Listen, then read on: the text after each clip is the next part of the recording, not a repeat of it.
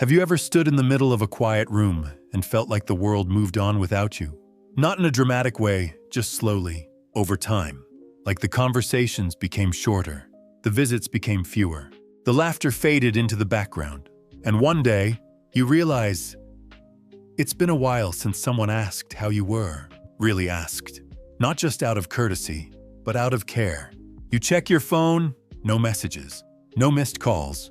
You think of someone you might reach out to but then stop because you don't want to seem needy. So instead, you put the kettle on, sit by the window, and try to convince yourself that you're okay with the silence. But a quiet truth lingers in your heart. You miss being part of someone's everyday, and sometimes that ache feels heavier than words can describe. You might not say it out loud, but there are moments you wonder, am I just, no longer important? Not because they've said it, but because everything about their busyness tells you, you're not the priority anymore. Let me tell you something gently. With all the love and respect you deserve, you're not imagining it. Life does change after 60. People get busy. Children grow up and build their own routines. Friends relocate. Loved ones pass. Energy shifts. But just because others forget to make time for you does not mean you stop being worthy of time, of joy, of presence. You're not too old to matter. You're not too late to feel alive again. And you're not here to be set aside like a chapter that's already been read. I want to introduce you to Helen. She's 74, retired librarian. And for years, she was the glue that held her family together. She baked the cakes, planned the birthdays, remembered every detail of everyone's life. But now, her phone rings less. Her children always have a lot going on. Her grandkids barely look up from their screens when she visits. One Sunday afternoon, after being told for the third time in a row that they were just too busy to meet for lunch, she sat on her porch and cried. Not because she was angry, but because she felt invisible. That day, something shifted, not in them, but in her. She thought to herself, I don't want to spend the rest of my life waiting for people to make space for me. I want to make space for myself. So she made a list, not of what was missing, but of what still made her smile. Flowers, warm bread, novels she hadn't yet read, places in town she'd driven past, but never stepped into. And the next day, she did something bold. She walked into a small art class at the community center. She didn't know anyone. She was nervous, but she showed up. And that one choice to do something that brought her joy without needing anyone else's permission lit a small spark that changed her life. Because here's the first quiet truth about reclaiming joy after 60. You don't have to wait to be invited into someone else's life to step back into your own. Helen started showing up for herself. She joined a walking group. She tried watercolor painting. She stopped calling her children to ask if they were free and started living as if she was. She didn't do it to punish them. She did it to remember herself. And in doing so, something unexpected happened. Her children began calling more. Her grandchildren started asking questions about her day. They noticed her in a new way, not as someone quietly waiting on the sidelines, but as someone radiant with a life of her own. That's the quiet magnetism of joy. It draws people in, not because you chased them, but because you stopped chasing and started becoming. Then there's Jack.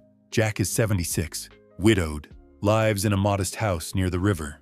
For a long time, he filled his days with just enough chores to pass the time, enough television to keep the loneliness out, enough coffee to stay awake. Though he didn't always know why, but the spark was gone, until one day, while cleaning out a drawer, he found an old harmonica he hadn't touched since his 20s. He smiled, blew into it. It sounded awful, but something about the memory tugged at him. The next day, he watched tutorials online, practiced for hours, and slowly, something returned, not just the music, but the sense that he was still becoming, not done, not finished, still here. The second truth is this: joy doesn't return because life gives it to you. It returns when you decide to reach for it again, even if your hands are shaking. Jack didn't tell anyone about his harmonica practice, but one day, when his daughter visited, he played a song softly while she was in the kitchen. She froze. Dad, I didn't know you still played. And for the first time in years, she sat and listened. Not out of obligation, but admiration. That's what happens when you stop living as if you're waiting to be remembered, and start living in a way that remembers you. You don't need a crowd to applaud your joy. You only need your own permission to begin. And it might feel small at first. A walk by yourself, a new recipe, an old song. But it's not small, it's everything. Because every time you choose yourself, your curiosity, your peace, your joy, you're writing a new chapter. One where you're not cast aside or paused until someone else has time. You're the center again, not because anyone handed it to you, but because you took it back with quiet, powerful grace. Sometimes we don't even realize how much we've given away until we try to take something back. A Saturday morning, an afternoon nap, a bit of stillness without guilt, and suddenly we hear that quiet voice in our mind whispering, "You should be doing something for someone." That voice has followed many of us our whole lives. It speaks in the language of duty, of usefulness, of people-pleasing, and though it may have been born out of love, over time, it becomes a trap. One that tells you your value depends on how much you do for others. Grace, 70 years old, was the heart of her family. She was the one they called when someone needed a ride. When the fridge broke, when the kids were sick, her calendar was full, but not with anything that belonged to her. She told me once, "I started to feel like a utility, not a person." And then one day, her body said what her mouth hadn't. She collapsed in the kitchen from exhaustion. She was fine, just severely dehydrated, overworked, and underslept. But that moment changed something in her. As she rested in her bed that night, staring at the ceiling, she whispered a promise to herself. No more martyrdom. And the next morning, she did something she hadn't done in decades. She said no. Not with anger, not with explanation, just no. No, she couldn't pick up her daughter's dry cleaning. No, she wasn't available for the weekend babysitting. No, she wouldn't be cooking for the family gathering that time. And the world didn't end. In fact, something else began. She picked up a paintbrush, took a nap in the middle of the day, sat on the porch with a cup of tea, and read a novel cover to cover. And as she began choosing herself, her face softened, her voice deepened, her laughter came back low and warm and entirely hers. That's the third quiet truth about reclaiming joy. You don't have to be everything to everyone. You only have to be enough for yourself, not in a selfish way, but in a sacred way, because you matter too. Your time matters, your energy matters, your dreams still matter. And yes, even after 60, you are allowed to have them. Frank had forgotten that.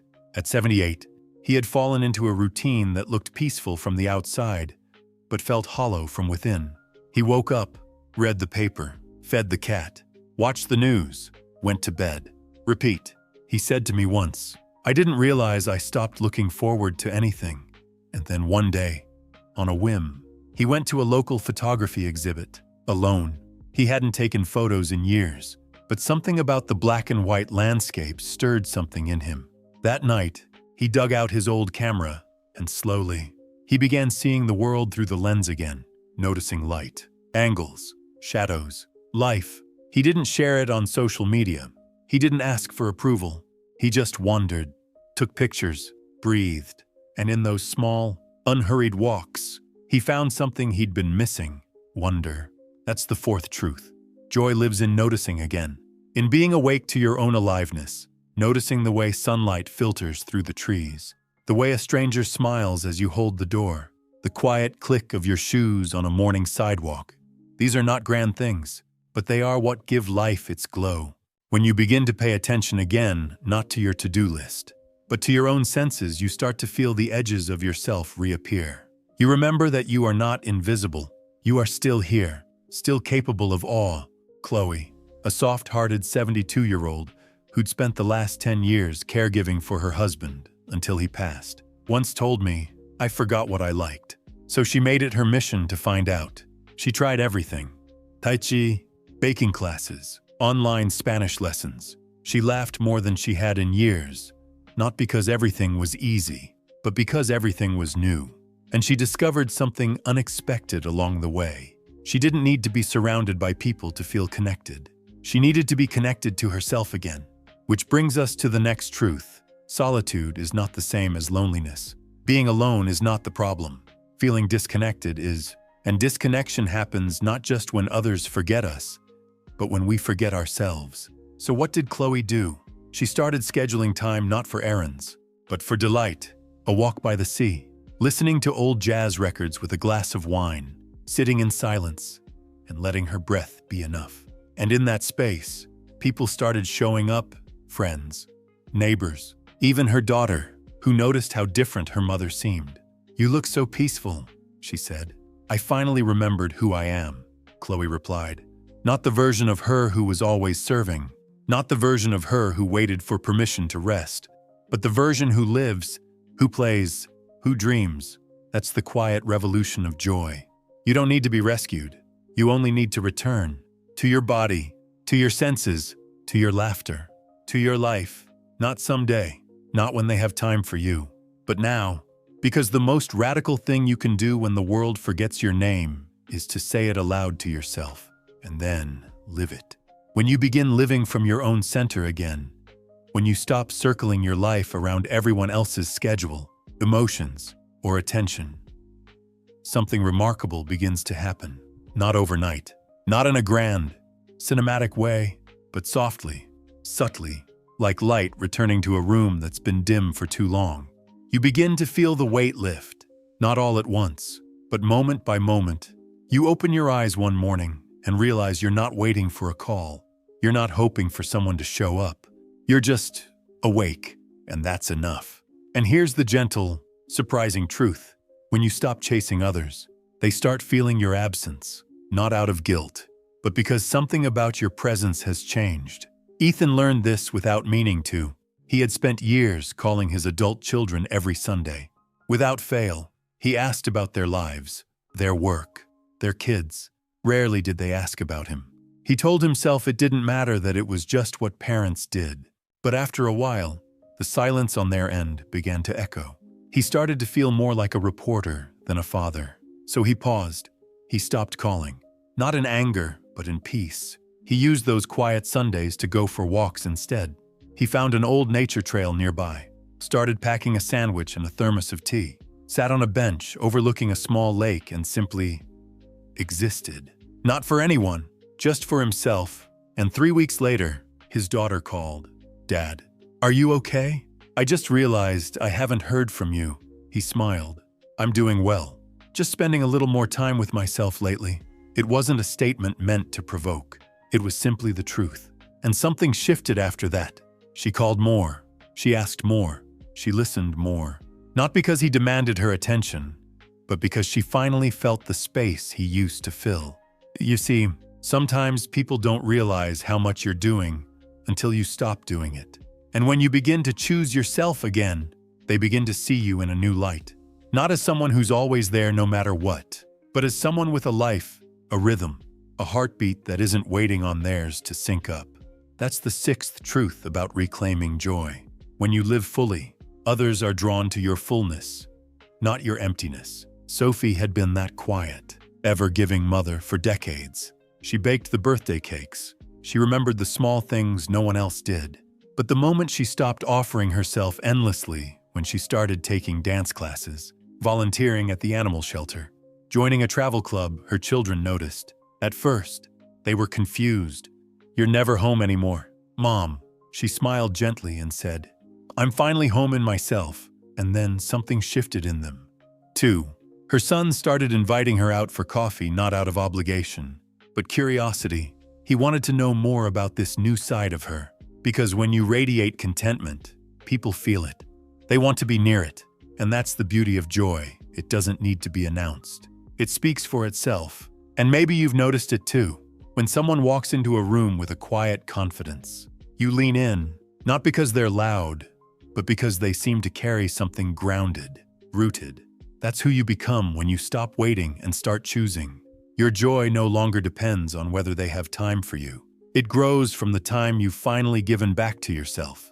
It's in the garden you tend, the book you write, the music you play, the sunrise you catch with a warm drink in hand.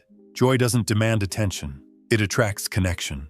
And when you begin living in this new rhythm, one centered on presence rather than pleasing, you stop fearing solitude. You stop feeling invisible. Because now, when you walk into a room, You know who you are? You don't walk in hoping to be noticed. You walk in knowing you already are. By yourself, by the earth beneath your feet, by the sky above you, and soon, others follow that energy. They might not say it, but they'll feel it. They'll feel the difference in your voice, less rushed, less apologetic. They'll notice how you no longer need to fill silences with small talk, how you can sit in stillness and be content, how you smile not because they finally called, but because you're no longer waiting. That's the power of quiet joy. You don't have to prove it. You simply have to live it. And living it doesn't mean having a packed calendar or constant excitement. It means waking up in the morning and not feeling forgotten even if no one calls. It means laughing with yourself over a cup of tea. It means dancing barefoot to music only you can hear. It means becoming your own companion, your own friend, your own home. Because the deepest joy is not given, it's remembered. It's always been there. And it's yours now, not because they finally made time for you, but because you finally made time for yourself. If you're still here with me, I want to say something simple, but deeply meant. Thank you. Thank you for giving yourself this space today. Thank you for allowing this conversation to land in your heart. Because I know, sometimes, hearing these truths can feel like touching a tender bruise. Not because they hurt you, but because they reveal what's been quietly hurting for a long time. We carry so much as we age, not just memories and stories, but expectations, roles, and quiet disappointments we've learned to swallow because we didn't want to cause a fuss. But your feelings are not a fuss, they are a compass. And maybe today, that compass has pointed you home again to yourself. If you've felt invisible, if you've wondered whether your presence still matters, if you've been aching for someone to just see you, then I hope, in some small way, this message has been a mirror that reflects back just how profoundly seen you truly are. Your life still radiates meaning, not because of how many people text you back, not because of how full your dinner table is, but because you are here, breathing, growing, healing. That matters. You matter. And if no one has said it to you in a while, let me say it now. You are worthy of love that doesn't ask you to shrink. You are worthy of peace that doesn't depend on someone else's timing. You are worthy of joy, real joy that doesn't wait on anyone's permission. If you take anything from this video, let it be this. You are allowed to reclaim your life, not in a dramatic, sweeping way, but in the quiet choices you make each morning, to smile at yourself in the mirror, to stretch your body with care, to cook a meal just for you, and light a candle because you're worth the beauty of that small act. To go for a walk and listen to the birds as if they're singing just for you. Because maybe they are, and as you reclaim your joy, I invite you to share your story. You've heard mine, and the stories of Grace, Ethan, Sophie, and Chloe. But yours matters just as much. Has your relationship with your adult children changed over time? Did something wake you up to your own needs and worth? What helped you through the loneliness? What surprised you? If you feel comfortable, I'd love for you to leave a comment below. Sometimes, just reading someone else's story reminds us that we're not alone, and neither are they. And if this video made you feel seen or reminded you of your strength, I'd love for us to stay connected. You can click the subscribe button if you haven't already. It's not just a number to me. It's a hand held out across the distance, a way to say, let's keep walking this road together. Because the truth is, we're never too old to grow, never too old to heal, and never too late to feel whole again. So whether you're sipping your tea alone in a quiet house, or watching this on a small screen while the world moves around you, know this. You are not forgotten. You are not behind. You are not done. There is more life in you than you know. And joy, true joy, is waiting not on the outside, but right inside your chest, where your heart still beats with the rhythm of someone who is very much alive. Until next time, be gentle with yourself, speak kindly to yourself, and remember, you don't have to wait for anyone to make you feel worthy. You already are, always have been, always will be, with warmth and so much respect. Take care of your beautiful self,